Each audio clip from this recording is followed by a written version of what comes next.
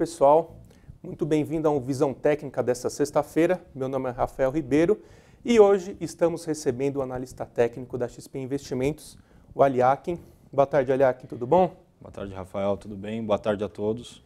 Tudo bom? Então, vamos começar falando sobre nosso querido Ibovespa. Ibovespa, nesse mês, ficou congestionado, ficou parado numa região e aquele famoso rally de final de ano pode estar comprometido porque está em congestão, também muito aquela questão do cenário político, essa indefinição política se refletiu no mercado.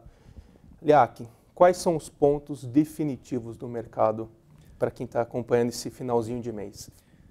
Perfeito, Rafael. É exatamente isso, como você bem mencionou, a gente tem uma série de influências, né, que a gente não consegue controlar tecnicamente falando. Então, eu começo ressaltando que esse é um momento de muita cautela para o investidor.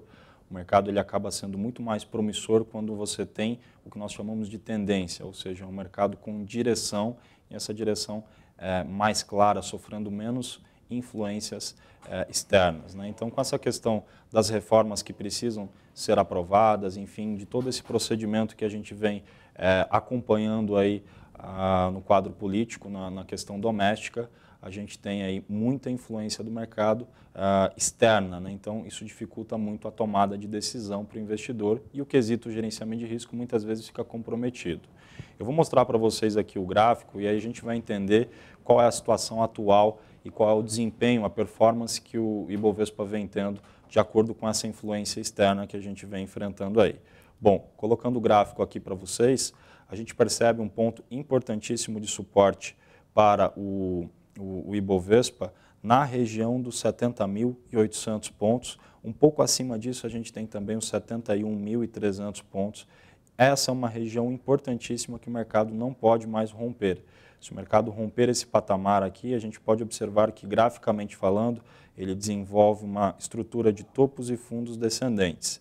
E aí, claro, se a gente não tiver mais influência externa, né, provavelmente o mercado deve assumir uma tendência de baixa e eu imagino um alvo inicial mais curto aqui na casa dos 69 mil pontos, porém ao romper isso aí, ele deve cumprir a sua projeção da estrutura maior que o mercado tem formado e aí quem sabe uns 67.900 pontos e uns 63.500 pontos no pior cenário. Eu ainda trabalho de forma otimista com o mercado e eu acredito que com o rompimento dos 75.125 pontos, aí sim a gente retoma uma tendência vigente de alta, com espaço para voltarmos ali para o topo histórico. Então os pontos decisivos aqui, Rafael, acabaram ficando exatamente em 70.800 pontos. Se houver o rompimento desse suporte, eu imagino o mercado assumindo tendência de baixa e saindo dessa indefinição. E para cima, ele define a retomada da tendência de alta no rompimento de 75.125 pontos. Pode ser, né, que a gente tenha um rally nesses rompimentos. Espero que seja de alta para que a gente continue tendo aí bons frutos nas compras e se isso acontecer é porque a gente tem do quadro externo notícias positivas, Sim. O que é muito bom, né, Rafael? Sim. E esse seu otimismo apostando no rompimento de 75 mil pontos, por que você está nesse sentimento mais positivo para o mercado? Apesar de eu utilizar muito a análise gráfica, eu acompanho também muito a visão dos fundamentalistas. E a grande maioria acreditam que as reformas vão acontecer mais cedo ou mais tarde e que isso acaba deixando as coisas muito mais positivas do ponto de vista dos grandes investidores, dos grandes fundos que precisam de um pouco mais de segurança desse quadro político. É claro que a gente não pode deixar de destacar que o ano que vem a gente tem eleições e isso pode ainda colocar em xeque essa questão das reformas. Vamos imaginar que a reforma aconteça, né, que seja aprovada e que o mercado absorva isso de forma positiva. Ainda assim, a gente vai ter influência com relação aos possíveis candidatos e como vai ser a corrida presidencial do ano que vem. Mas ainda assim, eu acredito que com a reforma sendo aprovada, a gente já tem um passo à frente que fortalece, em tese, esse possível rompimento dos 75 mil pontos. E ele acontecendo, eu volto a ficar bem mais otimista aí, sem sombra de dúvidas. Não, perfeito, perfeito. E falando mais sobre o outro papel que vai ter influência direta com isso, outro ativo, né, o dólar. O que você está vendo sobre o dólar? Legal, vamos colocar aqui o dólar futuro para o pessoal também acompanhar, dólar FUT, para que vocês possam ter aí uma visão junto comigo, tecnicamente falando. Do mesmo jeito que o IBOV acabou sofrendo muita influência externa, isso acaba refletindo direta e indiretamente também no dólar, né? Então, IBOVESPA, dólar, as principais ações sofrem essa influência sem sombra de dúvidas. No caso do dólar, né, o que é definitivo para ele no curto prazo, nesse momento, na minha opinião, é a região dos 3,358. Podemos arredondar aqui o 3,360. Então, para o pessoal entender, a gente está falando de 3,36, tá?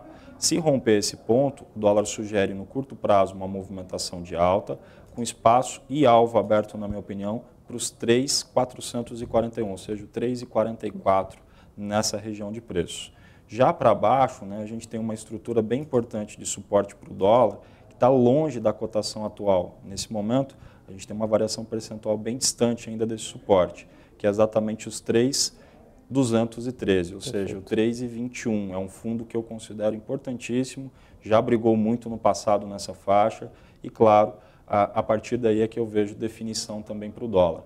Então, não está descartada a possibilidade da gente ainda passar por um período mais longo de consolidação no Ibovespa, nessa indefinição com os pontos que a gente mencionou.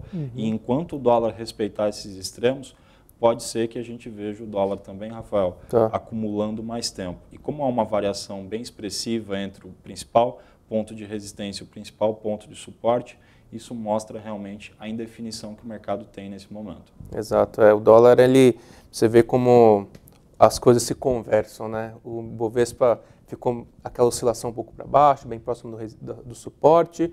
Aí o dólar deu uma porrada, agora encontrou essa resistência que você comentou, né, Liaquin? Voltou um pouquinho e tá essa indefinição é visível, assim, que opera, como você falou, precisa ter muito cuidado agora. O gerenciamento de risco é muito importante, porque do nada, né? Do nada vira, do nada é muito difícil às vezes operar nesses ambientes assim, né? Perfeito. E a gente deve ressaltar que a gente vem de um período de recuperação do Ibovespa. Então, ali produziu bons frutos nas compras. Sim. Então, o investidor está bem mais à vontade com as compras do que propriamente dito com a venda. E para que a gente tenha melhores condições, é importantíssimo que o extremo inferior do dólar volte a ser testado e até mesmo rompido, e o extremo superior do Ibovespa volte a ser testado e novamente rompido. Isso significa o alinhamento das informações. Provavelmente a parte gráfica, né, vai oferecer oportunidades, mas apoiada pela parte, né, dos fundamentos. Aí a gente tem a combinação perfeita. É perfeita, aí é a tempestade perfeita. Exato. Agora falando das nossas queridas blue chips, Petro e Vale. Vou começar com Vale. Vale hoje foi um destaque de alta. O que você está vendo de Vale? Uma das coisas aqui que eu destaco, e aí eu vou mostrar no gráfico para vocês aí, pessoal, é exatamente o seguinte. A Vale está conseguindo, né, se manter muito mais à vontade em relação a outros papéis, né? Então ela consegue ter uma performance mais interessante do que outros ativos. Então, eu particularmente acredito na Vale testando o topo mais uma vez, e se a gente não tiver nenhum tipo de influência externa, na Vale rompendo até mesmo o topo e seguindo performando bem no quadro de compra. Se ela romper o topo anterior que ela tem formado aqui no mês 9, ali na casa do R$ 33,80, é um papel que eu vejo potencial para o nível de R$ 40, num prazo um pouquinho mais longo, ela tem estrutura técnica para isso. Não, perfeito, papel resistindo, né, a esse movimento, é o minério, né, mas graficamente você vê que dificilmente você vê papéis tão bonitos que nem a Vale está nesse momento. Agora falando sobre Petro. Legal, vamos aqui então para o gráfico de Petrobras. Olha que interessante, né? Já a Petrobras, uma condição bem diferente, né, Rafael? Né? Aí a gente vê a indefinição como que o mercado, né? Exatamente que o mercado está passando. Hoje, por exemplo, dia 15/12, papel caindo 0,07% e em cima de um ponto de suporte. Tá. Se ela conseguir ficar abaixo do nível de R$ 15, eu imagino a Petrobras realizando um pouco mais, vindo testar o nível de R$ 13,90, R$ 14, onde eu volto a ter um ponto importante de suporte para ela. Para cima, para a Petrobras voltar a sugerir que ela retoma, pelo menos no curto prazo, maior chance de subir, ela tem que romper aí os 15,70. E com o rompimento dos 15,70, eu acredito que o mercado volta a estruturar a movimentação para, mais uma vez, ir para os 16,30, quem sabe um 17,50, e aí acima dos 17,50, também topo do mês passado, né, do dia 6 do 11, aí o papel consegue aí acelerar a sua movimentação provavelmente. Perfeito, então a gente tem uma Vale com possibilidade de rompimento de topo e acelerar a alta, e a gente tem uma Petro num ponto, assim, sinal vermelho, amarelo para vermelho, né? Porque se perder esse ponto, tira aquela desestrutura de alta que vinha de Petro, papel um rally forte, e aí posso ter uma compra bem mais para baixo, né? Acelerar a venda, bastante interessante. E falando agora sobre siderurgia, falando um pouco sobre Gerdau, CSN, Unizimentos, o que você está vendo, por exemplo, para Gerdau?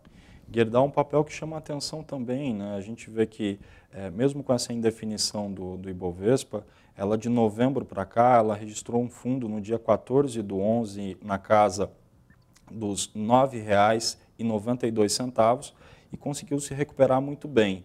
Então, eu até destaco o seguinte, imagina que sem o Ibovespa ajudar, a GGBR está conseguindo performar bem.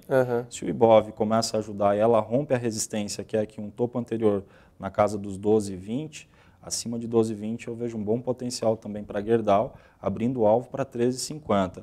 É um ativo que, inclusive, já começa a entrar no radar meu e que para as próximas semanas, dependendo da performance do mercado, pode gerar uma oportunidade no rompimento de 12,20. Já a CSN, completamente oposto, né?